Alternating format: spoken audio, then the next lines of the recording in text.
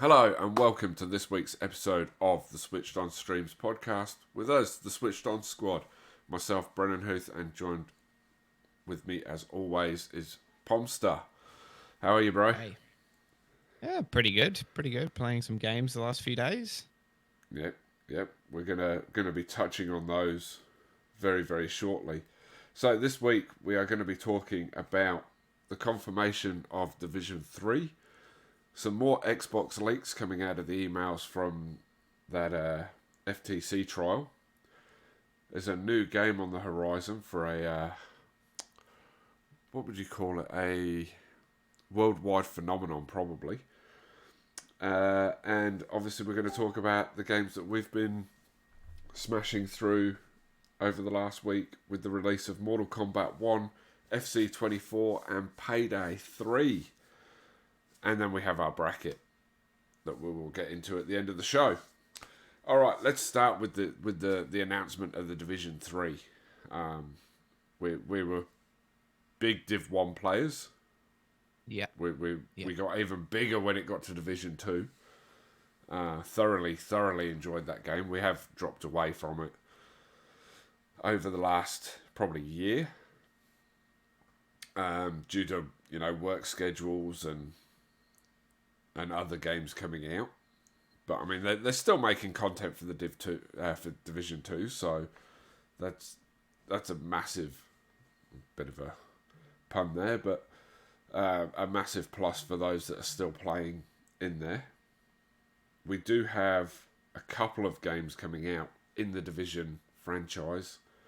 I think they're due to come out over the next year, but I'll have to look that up.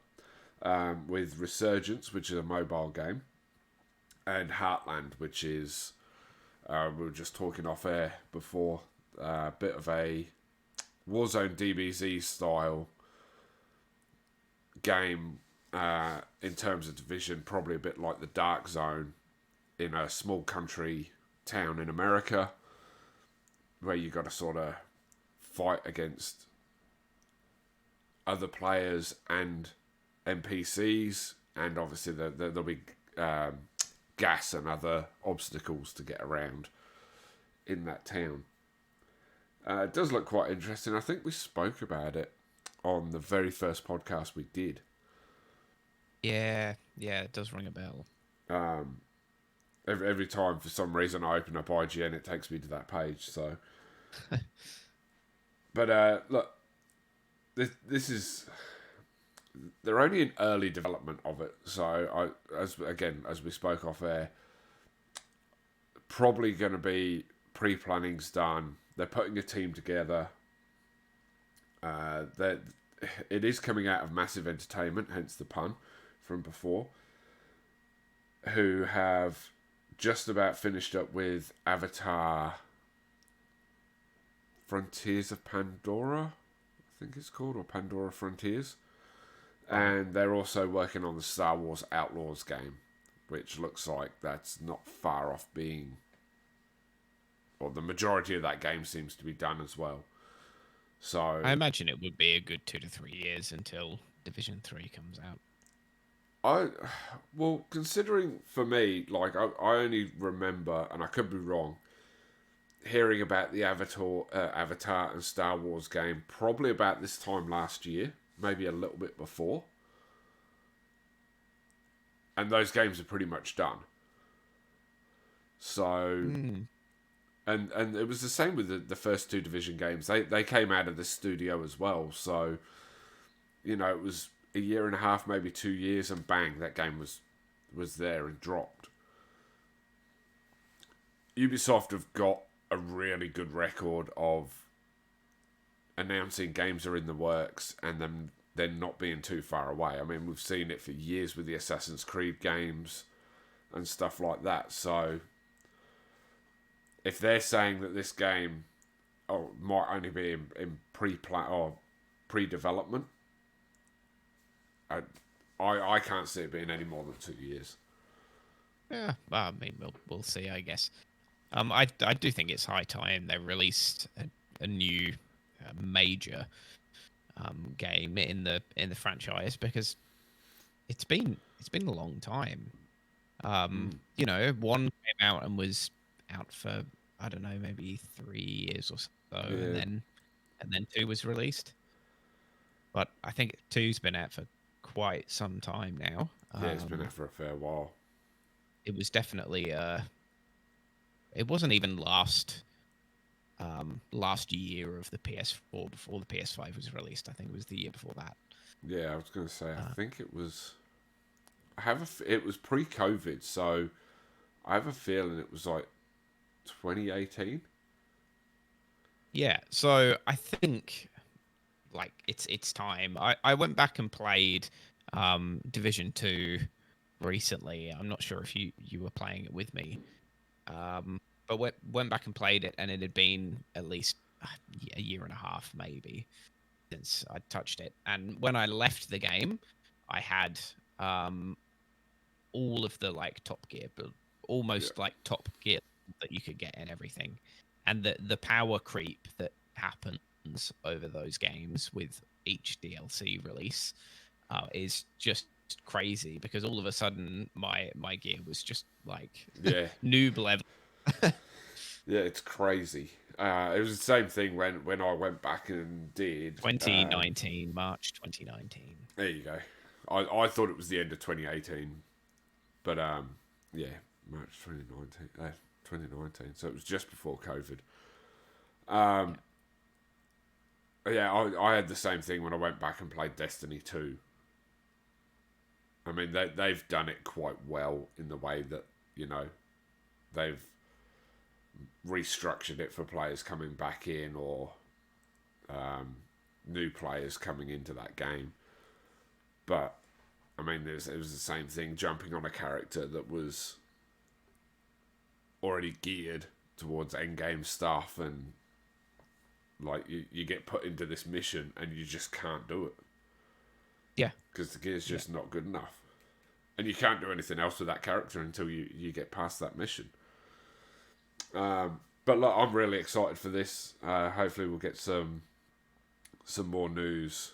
Maybe not the end of this year, but maybe Summer Games Fest next year, or maybe even Game Awards next year. Hopefully we'll get a bit there. All right, the global phenomenon I spoke about. A game has just been announced, and I as soon as I saw this, I went and put it on pre-order. We are getting Oh. a Bluey video game, Oh and it wow. Okay. looks fantastic. Absolutely fantastic. Now, my video editing skills aren't very good, but while we talk about this, I'm going to try and edit in over the top, maybe the trailer for it, without sound, because then you won't hear us.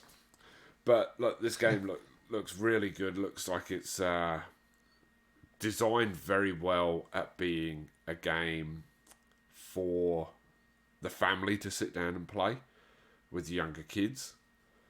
Yeah. You can play as Bluey, Bingo, Chili, or Bandit. So that's going to be a lot of fun. Having a 3-year-old myself who absolutely loves Bluey.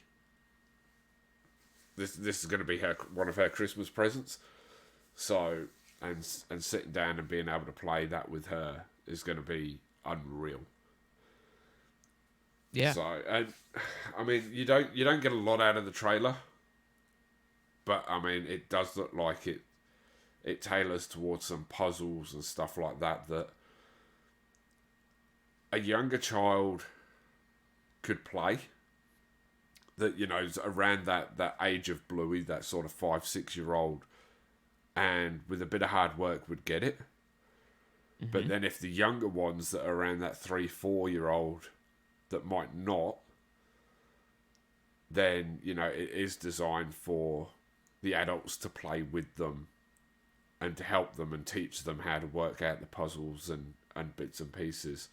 One interesting one in there seems to be a bit of a game where you got to try and keep the balloon up, and you're sort of jumping around trying to keep the Right. balloon popped up. So I'm really excited for this. I think it's one that I'll go and try and get the platinum on. Do you reckon there are enough games these days tailored towards that kind of age bracket? At the I moment, like. yes. Okay, yeah. I've I don't know if it's just getting older and having less exposure to those games. I don't look into them anymore. But, the way that I see, I seem to see it go is during the first few years of a console cycle, we don't really get anything aimed at that age bracket. When it comes to the previous generation, they're still making games for. There seem to be a lot that come out on the previous generation towards the end of yeah, its cycle.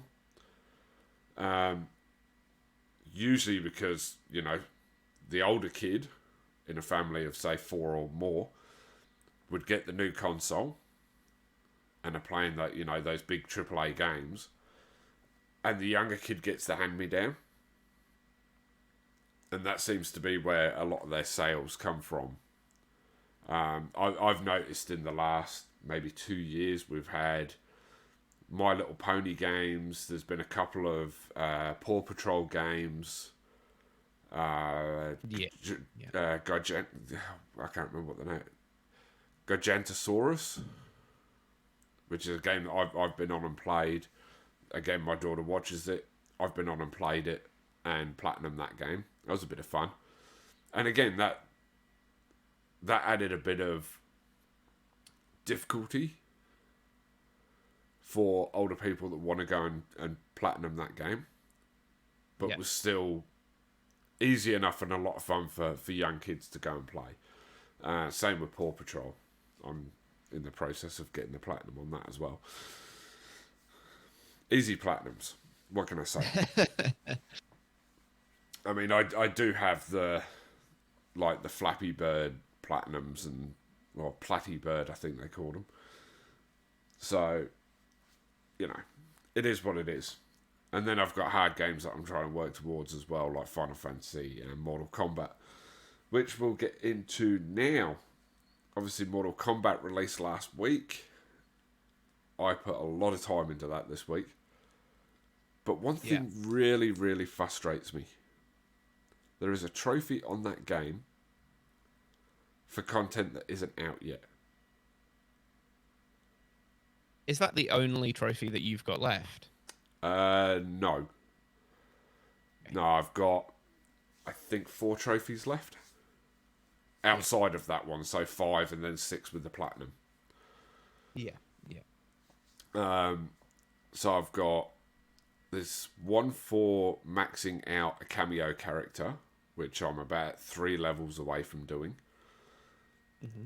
There's one for maxing out 5 cameo characters, which is just going to take forever. Considering I've used the same cameo character in the aim of getting that first trophy since the start of me doing Invasion. One for doing the boss of the Invasion, which I'm up to. And then there's another one that I can't remember off the top of my head. And then there's the one that you can't get yet, and then the platinum itself. So, and they're the only ones I've got left. So I've put a lot of work into it. I think it's a lot of fun, especially the story. They make you go and replay the final chapter. So without giving any spoilers away, you can choose what character you finish the game with. Right. And there's some really cool elements in that bit of story as well, where they've sort of combined a few characters. Again, can't give too much away, but like there's one that really sort of stood out to me, where Kung Lao and Sub-Zero was sort of a character, and it was called Stung Lao. Right. I thought that was quite clever. And then, there's a few others that you see. There's one that you have to take on that's a combination of Sonya Blade and Kano. So she's got like Kano's eye and that. Yeah. But they don't really dive into the backstory, but they leave it in a good place to maybe explain some of the backstories of where these characters came from and stuff like that, and maybe introduce them in DLC and stuff like that. So one problem I do have, though, is if you bought the deluxe version of the game, you got that first DLC with Omni-Man and I can't remember who the other ones are. Homelander and the John Cena character. I can't remember what his name is. Peacemaker. Now, normally, what would you'd think that they'd release that to the people that bought the normal game, and it'd be like, what, $15-20? Yeah, usually that's how it works, yeah. Yeah. $60.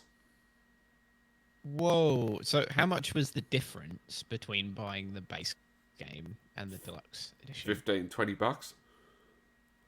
Wow. That really does sting, I guess, if you've tried to save a little bit of money buying the base game because you're not sure whether or not you want to be spending that much money on it yet. You're not sure if it's going to be great.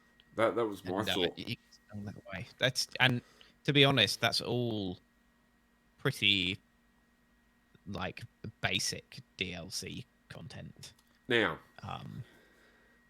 the thing that does make me think about it is the way it's worded. It says that it's a season pass, but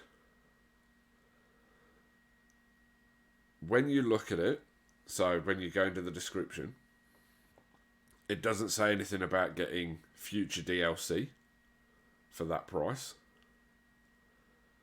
And the seasons on this game are only like 50 days long.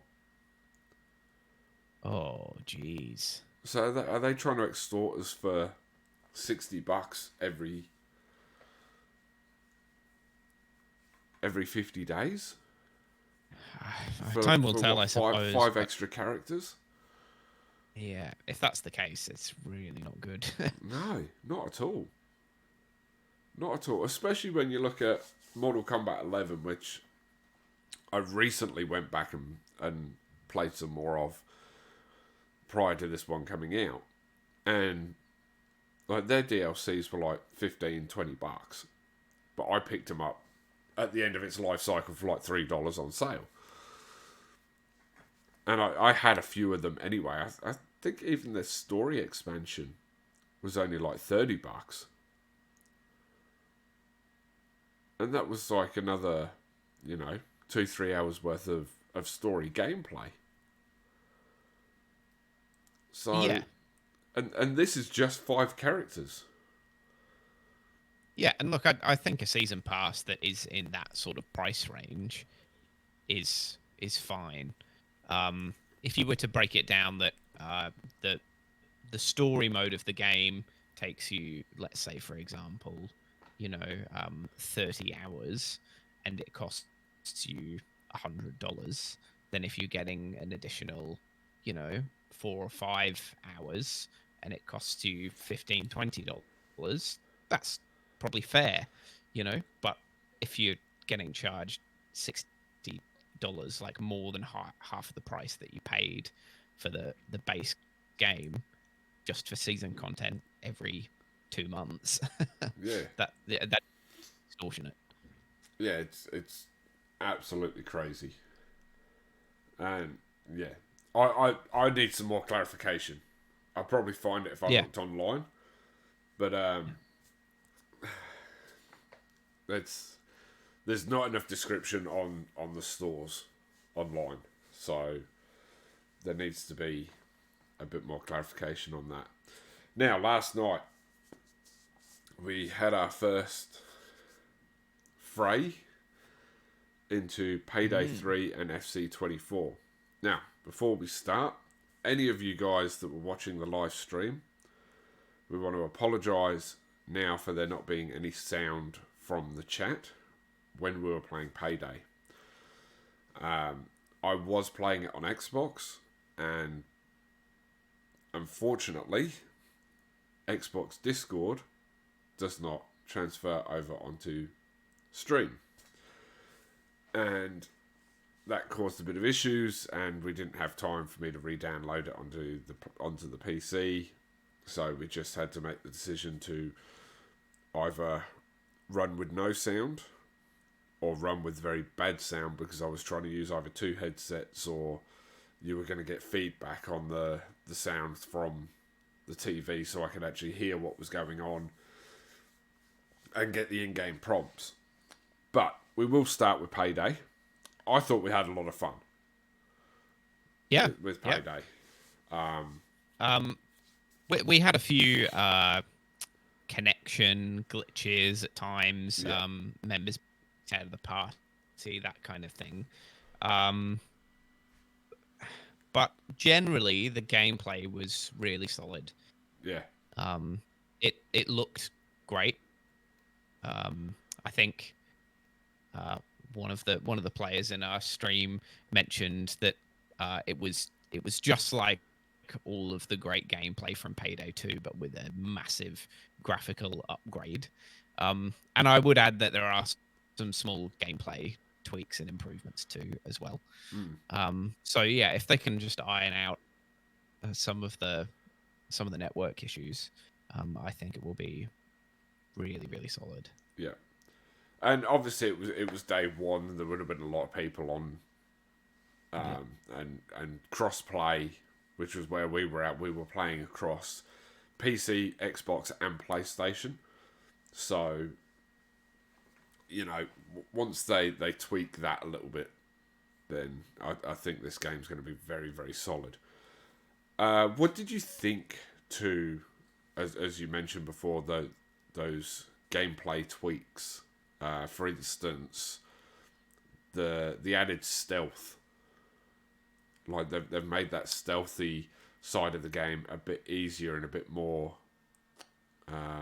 Yeah, I think they've gotten rid of the kind of detection level now, so it doesn't really matter. It didn't seem to anyway. I didn't notice it. It didn't seem to matter what gear you were wearing. Yeah.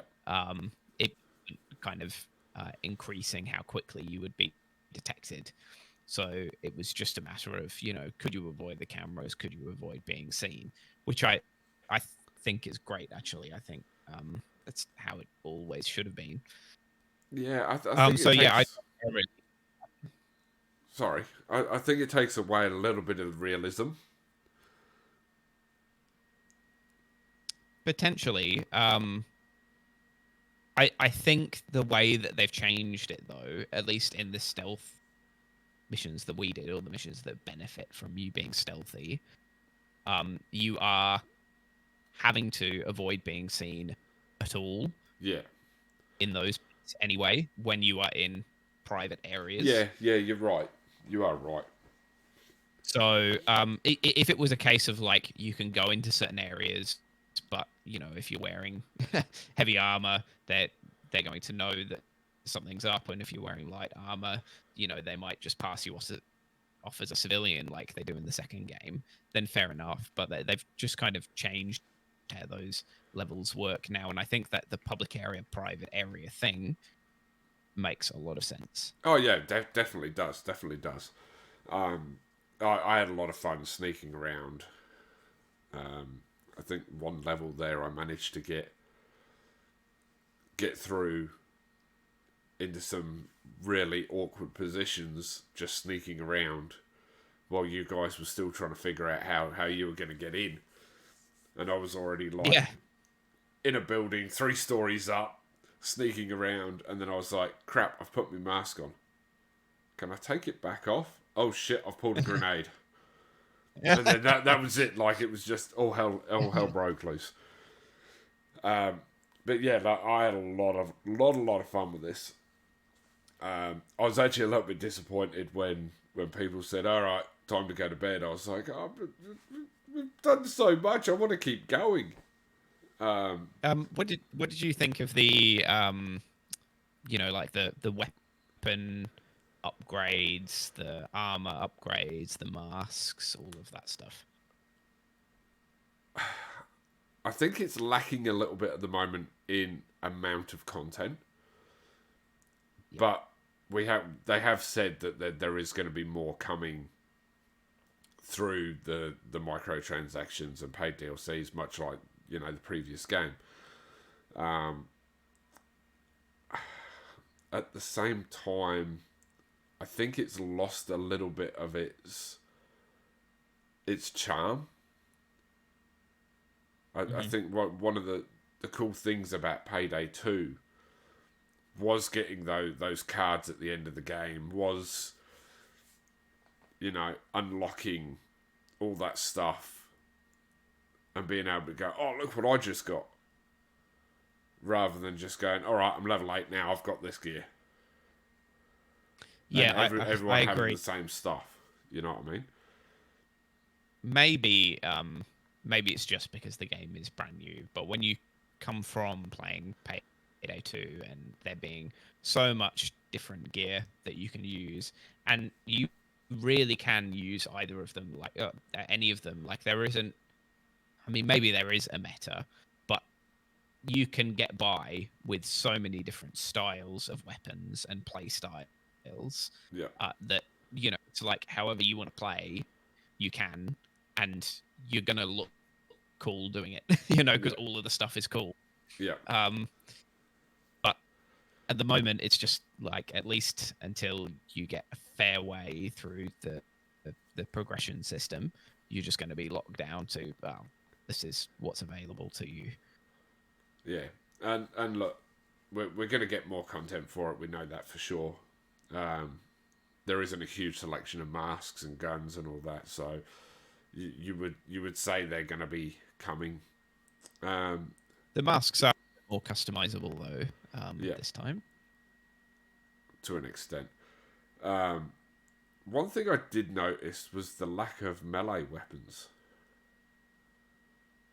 Yes, yes, and the melee damage really doesn't do anything. no, yeah, it was a really cool aspect of Payday 2 actually, Mm. and some of the melee weapons could do a lot of damage. Like there was a couple of times last night where I was at the point of, all right, I've got no ammo on this weapon, and I need to reload on this one, but this guy's shooting me, so I'm going to hit him, and it basically just Mhm. knocked him back, did no damage to him. Yeah. So that was a little bit disappointing, but tweaks again. The game has just released. We are going to obviously get more updates. This game will run for a few years, no doubt. I can't wait to see what else they're going to bring to this game because it's been a We lot of fun. should mention too that we did think that the difficulty was That was going to be my next point. So there's two things there that really made me question a few things. The first one being, so for a bit of context, a lot of these maps are very similar to maps from 2, with tweaks and obviously new maps as well. So the first one that you go into, the bank heist, is very much the bank from the first game, the main one, the first one you get, or from 2, sorry. The first thing I noticed, you can't open the ATMs. yeah. I made so much money from opening the ATMs. That was my whole go-to. Yeah. Uh-huh. And yeah, and then as you said, the difficulty, like, holy crap. We played on normal, because, none of us had done the tutorial apart from myself. I'd done it, but yeah. I didn't know you had. At the time when I was talking, I don't think you were in the chat. The other two hadn't even opened the game yet. So we thought we'll leave it on normal. You know, that just gives us some cops. We'll smash through it. We'll get used to the game. We'll get used to the gameplay, and we'll go from there. And the next thing, we've got cloakers, we've got dozers, and we're going, what the fucking hell is going on here? And I noticed in the one we did in the art gallery, Yep. they get to a point where they just keep coming. There's no break anymore. If you don't do it in under a certain period of time, then yeah, they just keep coming non-stop. And I tell you what, those cloakers, I mean, they don't hit as hard on normal. I'm assuming they get harder as they go up. But from memory from Payday 2, like if a cloaker got you, that was it. Like you had to be revived, and they'd still be hanging around. In this, they just sit there and they just keep kicking you until you're gone. But that could take 30 seconds. Which a good thing is here is that that if a teammate comes and kills them, you get straight back up. You don't have to be revived. Yeah. But I noticed that the cloakers are a lot less squishy, I thought, than they were on Payday 2.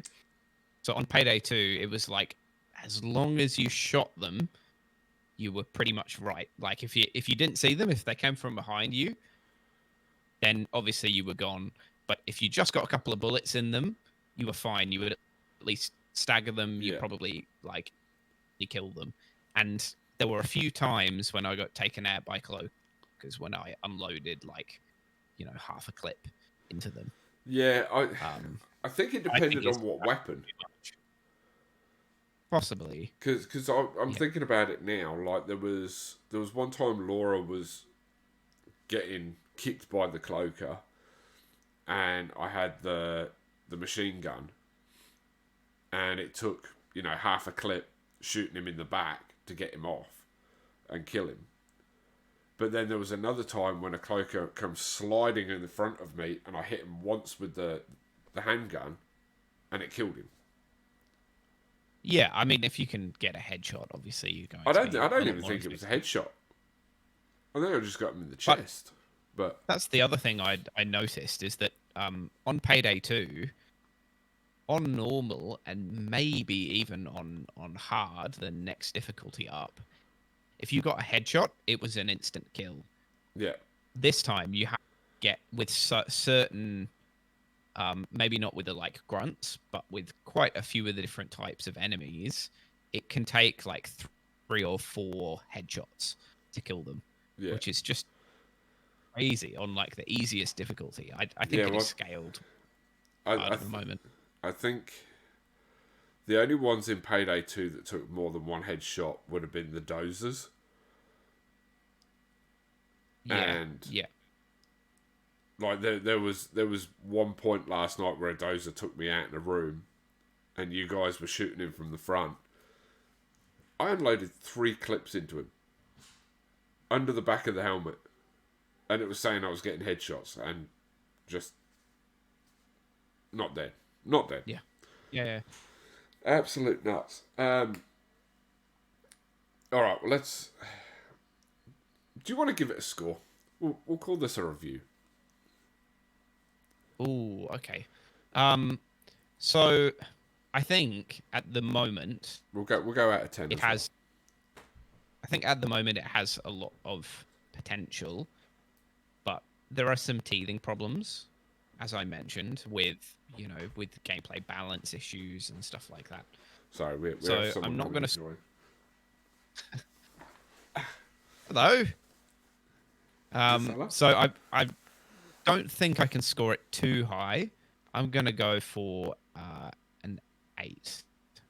Yeah, that's about where I'm at. I think it's a very solid game at launch. There's obviously going to be a lot of stuff coming to mix around and add to it and tweak and all that sort of stuff. So Yes. You got a new hat. So I agree. I think it's an 8 out of 10. Hey. Yeah. Yeah, I got two Yeah. spoons. I suppose if you were being a little bit harsh, you could say 7 or 7.5, but I think some of those issues will be patched pretty quickly. Yeah. So Yeah, and they're really really good at doing that sort of stuff. One thing? No, don't do that, baby girl. One thing that I did notice that was very lacking, that we were missing, was no lack of like a headquarters or a lack of headquarters or something like that. Nowhere extra to sort of keep your money in. yeah, hopefully they bring that at some point in the future. Although it's not like you spend an awful lot of time there in Payday 2. Not on the console I don't. version, but on the PC version you did. Like you could upgrade and Yeah. do different stuff. So, like, I think that'd be a cool place. If they were going to do it in a later update, maybe to add where it acts as your lobby. It acts as a place where your vendors are. You can play around Yeah. with, your guns and stuff like that. Just Yeah. something a bit. But yeah, so we're giving it an 8 out of 10, and we're going to move on to FC24, which we did a little bit of last night. Now, I pre-warned you on this. I'd been playing most of the day. I'd played a few different game modes. I played Ultimate Team. I played Career Mode. And then we went and played, 3 games last night at clubs? Mm-hmm. And oh my god, what have they done to it? Yeah. What have they done? I did not feel particularly good about it. I think if I can give it some praise, maybe certain aspects of the game do seem a little bit more realistic, Yeah. and they've put a fair bit of effort into making the game more realistic, and the different types of sprint that you get, the control of the ball, you know, errors and stuff like that. It does seem a bit more like watching a real game of football. Yeah. Uh, I think so many things, so many things were problematic for us, and not just for us. I've been watching a bit of Mark Goldbridge playing career mode, and Yeah. he's had a lot of issues too. Did you play much career mode? Yeah. I've started my guy off at Perth Glory with the ambition of getting to Sunderland. And I'm probably about 10 games into the season. And to be honest, it's going well, but not great. Some of the what do you call them? Like the things you have to do to get a contract are very specific on the way that some people play and other people's don't. So one that I noticed is for to get the wage I want at Perth Glory, I have to do so many skill moves beating players. Right. And it does seem this year, at the moment anyway, it is very focused on trying to get you to do skill moves. Yeah, quite possibly. I noticed. Sorry, go on. I think we noticed that in pro clubs or clubs, that if you just try and take on a player and use pace, you're going to lose every time. Yeah, and to a certain extent, that's fair. The problem that I had initially was that in last year's game, I wouldn't try to beat players that way. I would use like the close control L1 and beat players on the turn. And it seemed like you couldn't do anything like that this year. It seems like you pretty much have to be doing a skill move to beat a Yeah. player. You can't play like say a Bernardo Silva where you keep the ball at your feet and you rotate, and you can't play like that. It forces you almost to do skill moves. I noticed pretty much the same, but I did notice as long as I wasn't using sprint, I didn't have to use the close control, but just using the normal control, that I could, keep it a little bit better. And as soon as you sort of turn, there's a small window where a gap might open up as you turn the defender, where you can then use sprint, and you get that little bit of space between you, and then you ease off it, and then you might be able to beat the next player. I noticed that doing that in Korea worked. Trying to do it in clubs was not as easy, and it almost came off once or twice, but I think my timing was slightly off, and that might be a bit of input lag, especially with obviously me being on satellite internet, which I didn't have much of an issue with, to be honest. I didn't have any lag or anything like that, so that's an improvement over last year. Yeah, I mean, usually with a new FIFA release as it used to be, we usually have connection issues for the first couple of weeks.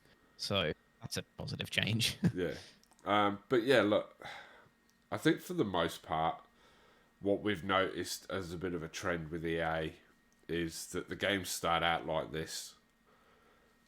They take on the feedback of those people that get the game early as a bit of a test. Guys like JCC and stuff like that. And they make some tweaks to it, but then they make a lot of tweaks over the next month or so after release, when they start getting a lot of feedback from the rest of the world. And that's where we usually start to see the improvements come in, and they slowly get better. And at the same time, we're literally coming off the back of off FIFA 23 into a new game, into a new style. There's obviously a lot of changes that they've made for this year's game. We're still trying to play it maybe like it's FIFA 23. Quite possibly. I think they consistently fall into this trap, though, EA Sports, of trying to make the new game feel so much different to the last one, just to make you go, oh, this is something new. When I actually think there are enough improvements in the presentation, in the menus, all that different stuff. There's enough there to make you go, okay, this, especially in this one in FC24, there's enough there that you would go, okay, this feels like a new game, even if the gameplay felt very similar, just with a couple of new additions. So I think in terms of the gameplay balance, they should have just tried to get a bit more like what people know from FIFA 23 and just added in these couple of new features and then develop over time. But it seems that's not how they want to do it. They want to kind of throw you in the deep end with, okay, this is something totally different this time, and then over the next 6 months we're going to gradually regress to what you know. Yeah. What did you think of the menus and everything? I thought they looked quite stylish, and yeah, I think they did too. It's a big departure from the menu style that we've had for about the last 10 years now. Yeah.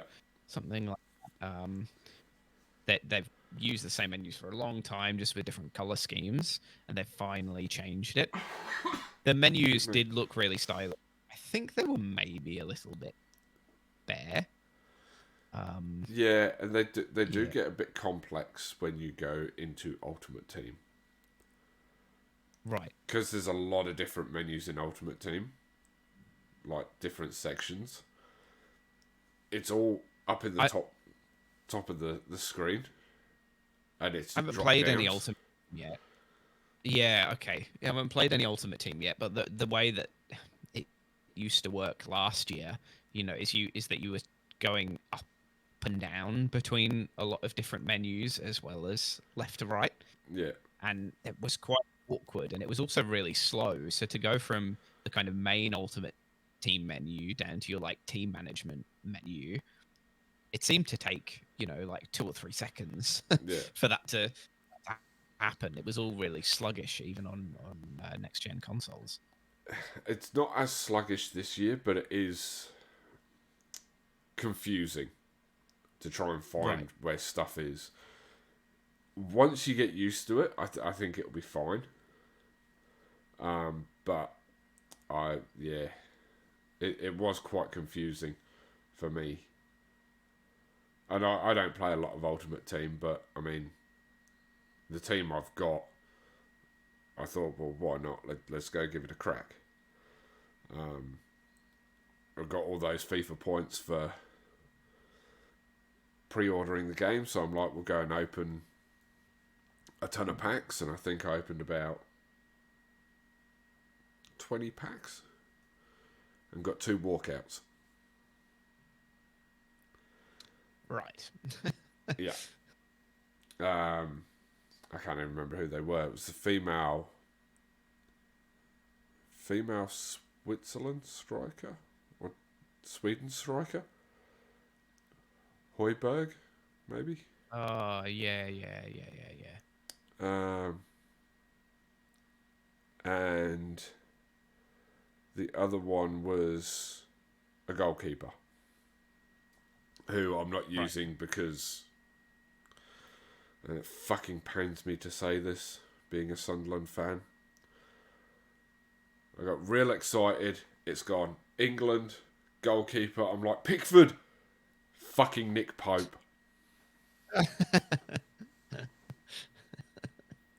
fucking Newcastle goalkeeper. Uh-huh. First game conceded 2 goals. Fucking shambles. And he's You're got, out. I've got obviously the lone players as well. So, like, he's got Koulibaly and Van Dijk in front of him. Yeah. Like, should be fucking saving these shots coming from outside the box. Fuck me. And then I've got up front, I've got Hoyland and Sam Kerr. Couldn't score a fucking Right. goal with them. Absolute madness. But, look, I think we're going to get a lot of updates over the next 3-4 weeks for this game. Once we get used to it, learn how the style works, all of that, I think we're going to have a lot of fun. What did you think to the new Pro Club style of like seasons and Um, leagues? I think because we only played 3 games and lost 3 games, haven't had much of a chance to get a proper feel for it yet. Obviously we've talked about it a lot and we understand how it works. I'm still quite on the fence about it now, though. I think until we play a bit more and get promoted at least once. Yeah. Yeah, well, we only need 7 points to go from Div 5 to 4. So, 2 wins and a draw. Surely we can get that done at some point. But I Based like on last night's performance, that for a while. yeah, but I like the fact that those losses don't really mean anything. They're not going to affect us.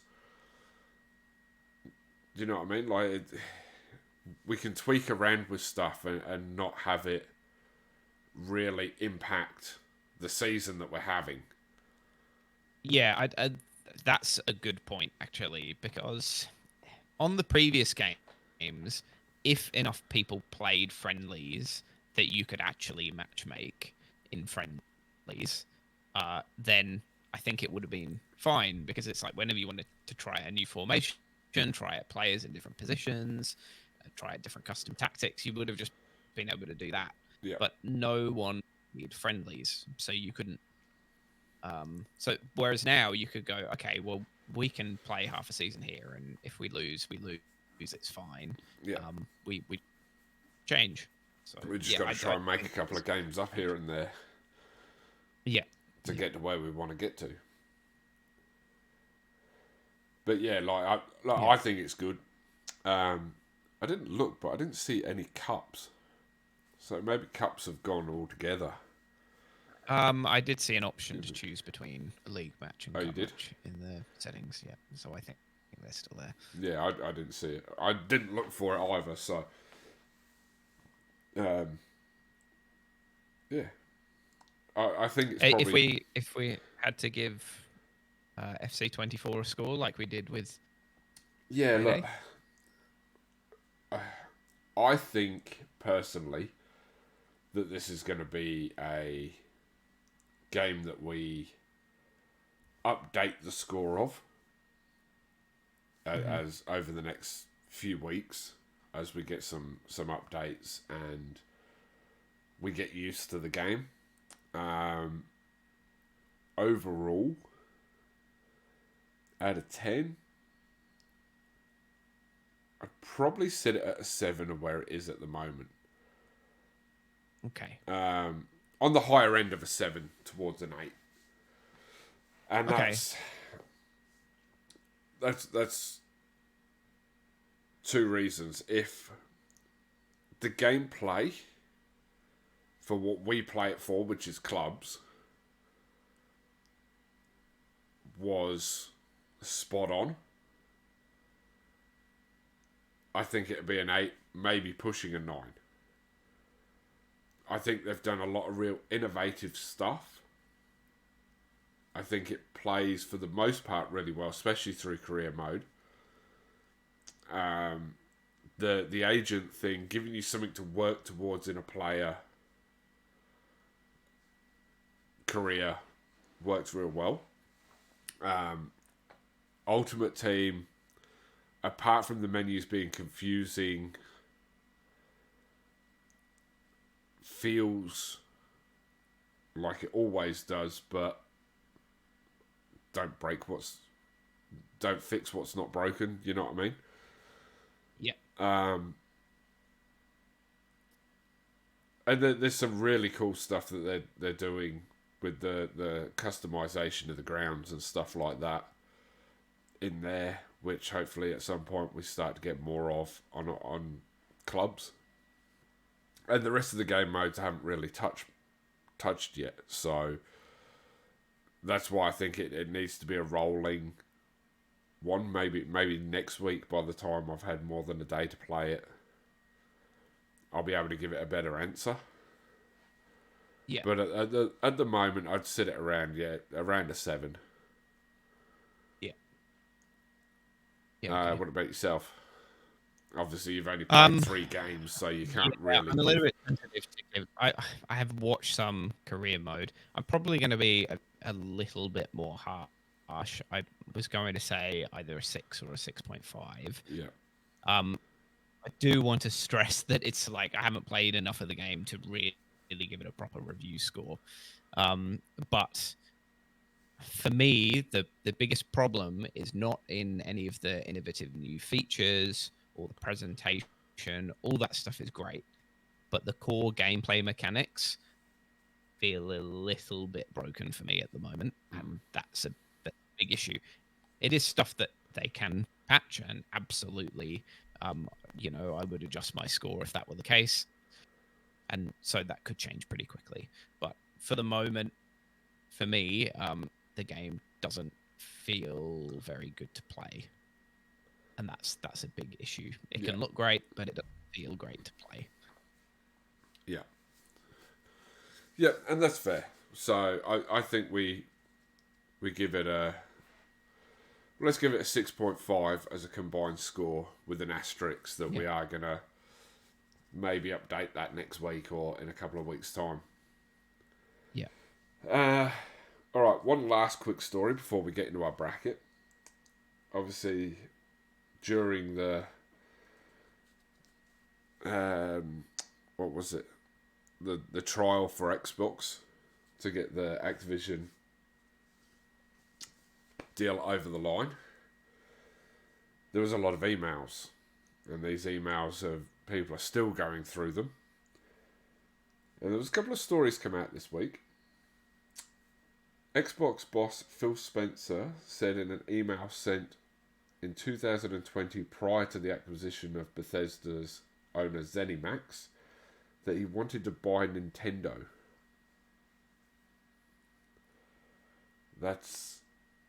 I don't think they could. Well, they probably could afford it, really, if you think about it. Yeah. There's not much that Microsoft can't afford. But why would you? Like, you're getting rid of the competition. You want competition. I mean, Yeah. people say Nintendo aren't competition, but I mean, PlayStation's probably here when you look at sales and all of that. Microsoft's here trying to compete, but they're also trying to fight off Nintendo for that second spot. Yeah, I would say they're almost bigger competition for Microsoft than they are for Sony, because in this console generation, Sony's kind of run away with that top spot, and so for people who want a home video console for their TV, the statistics just show you that they're probably going to get a PS5. And if they're going to get something else, if they feel like getting something else, they don't want to get a PS5, then what are they going to get? Are they going to get, are they going to get a Nintendo and go that route, or are they going to get an Xbox? So, yeah, I think it is. There is competitions there really at the moment between Microsoft and Nintendo. Another thing that came out on March 18th, 2020, the PlayStation 5 reveal day. Phil Spencer, via these emails, also said, "We have a better product than Sony has, not just on hardware, but equally important on the software platform and services on top of the hardware. We have the ingredients of a winning plan." Those comments have not aged well. No. I mean, don't get me wrong, the Xbox is slightly more powerful. But sort of. yeah, well, depending on which way you look at it and whether you're talking to Xbox fanboys, I think on a whole, stuff you're benchmarking, to be honest. Yeah, look, personally, I don't understand all the ins and outs on that side of things. I just like to get the games, talk about them, and play them. Yeah. You, on the other hand, do. But look, they're pretty comparable machines. Yeah. They really are. But, I mean, you cannot say, on a software point of view, that Xbox has the hand over fucking PlayStation. I don't even know what he really means by that. Is he talking about the operating system on the console? I would have thought he was talking about games, and more specifically, probably Game Pass, and the fact that the Bethesda ZeniMax deal was going through. So he was looking at Starfield and stuff like that coming out. Around that time, they had Halo coming. None of those games have hit. And yet, that's true. In that same period, PlayStation have released Horizon Forbidden West.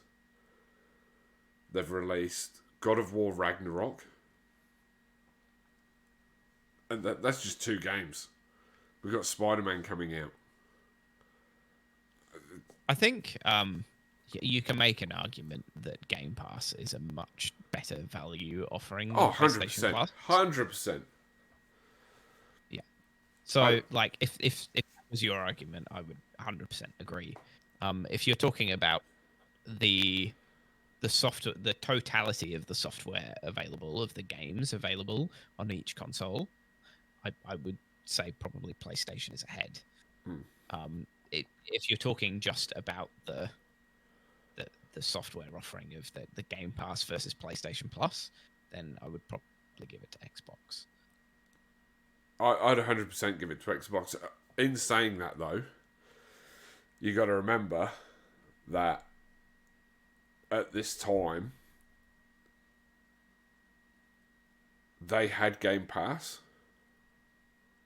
They'd announced Game Pass. I can't remember if it was actually out or not yet. Sony weren't even close to announcing the PlayStation Plus. Their PlayStation Plus was still just... You mean the game catalog? Yeah, it was just the 3 games. The new PlayStation Plus, yeah. The monthly games, yeah. So, I don't know what he was thinking. I mean, he obviously had a lot of belief in the product. Yeah, he has to. That's his job. But those games have not hit at all. I mean, they sell well, but they're not the games that people are going to be talking about for, the next 10, 15 years. Not when you look at what Sony are putting out with, Spider-Man, The Last of Us, God of War, Ghost of Tsushima. Like, those games are massive. Yeah. So, alright, let's move on and get this wrapped up. Bracket for 2001. This is the year that we had 3 console releases. The Game Boy Advance, which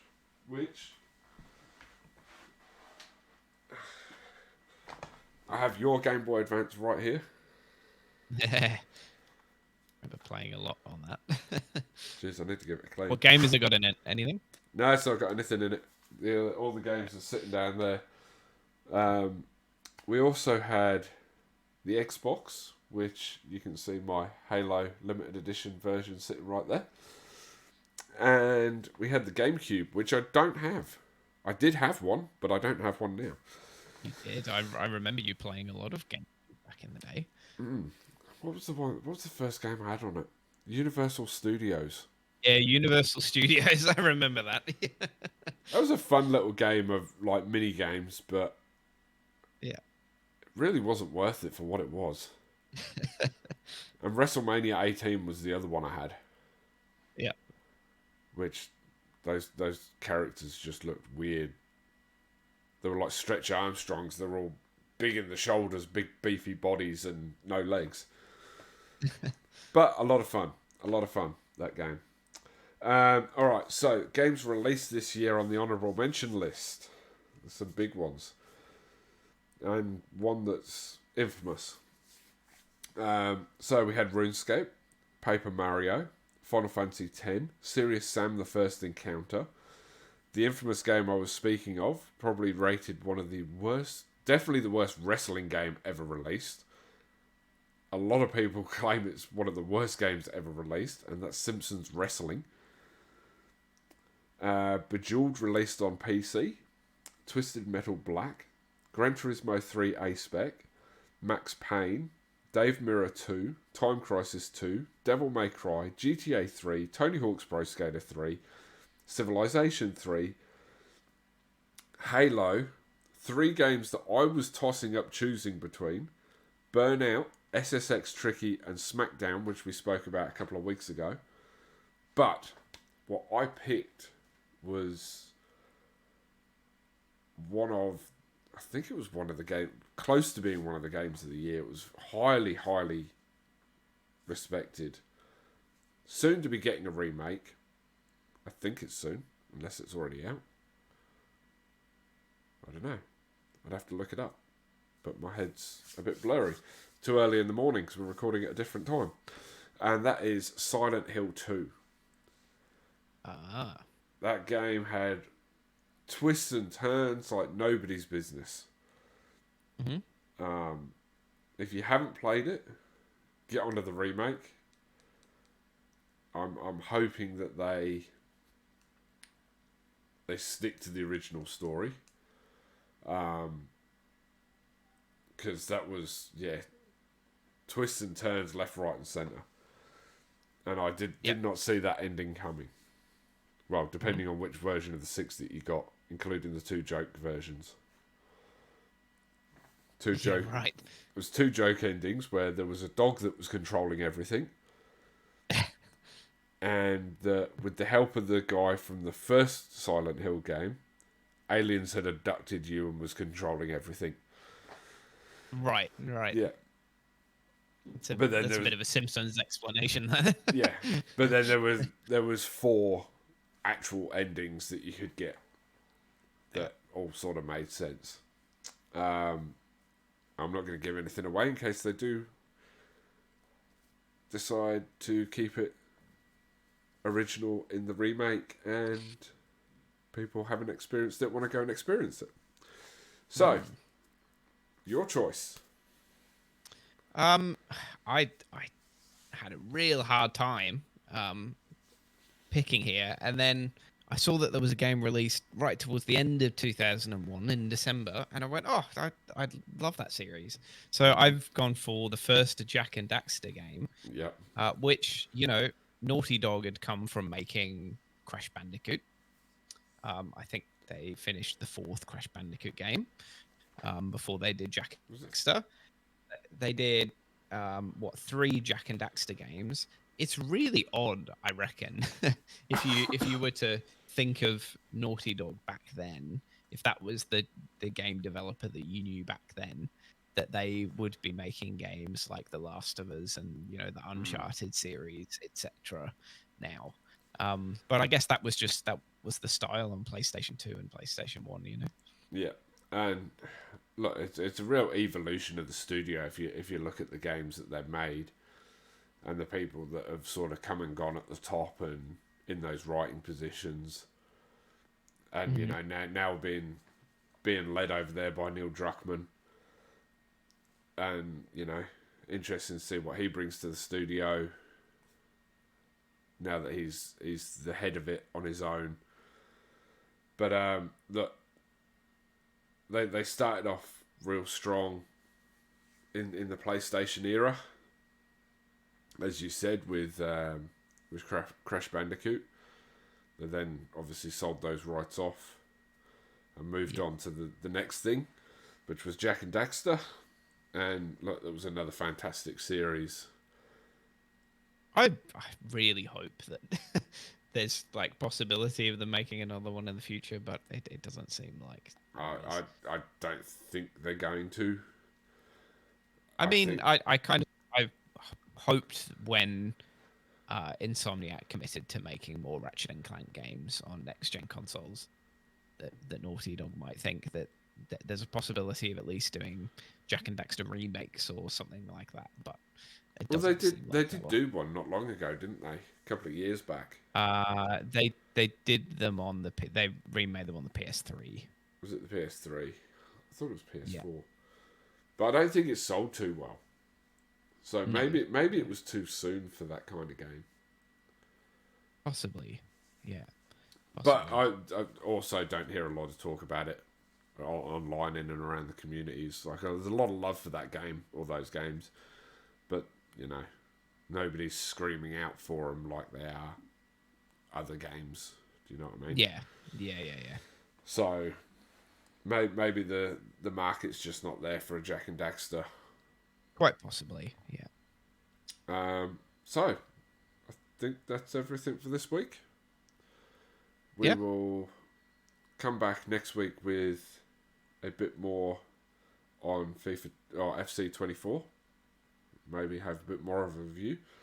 I think we're probably going to try and get maybe a little bit more in this weekend if we all have time. Mm-hmm. Otherwise, we'll probably play some career mode and get more of a feel there, some seasons, stuff like that. Don't forget to go over to the socials, like, follow and subscribe. And next week, I have the 24-hour stream, which has actually worked out to be a 30-hour stream. So I'm going to be starting at 8 p.m. Australian Eastern Standard Time on the Thursday night and finishing up around our usual time of about 1 a.m. on September 30th, my actual birthday, with FC24. If we make it that long in FC24. May end up just doing Payday that night, depending on how well 24 is going. But that will be... I wanted to get it live on Facebook, as well as Twitch and YouTube. I'm having some issues getting live streams going to Facebook at the moment, but I'm going to try and fix that this week. So you can find us over at Switched On Squad on Facebook. You can find us at Switched On Squad on YouTube. And you can find my Twitch channel at twitch.tv/BrennanHoof. So please come along. It's all for charity. We're raising money for Child's Play.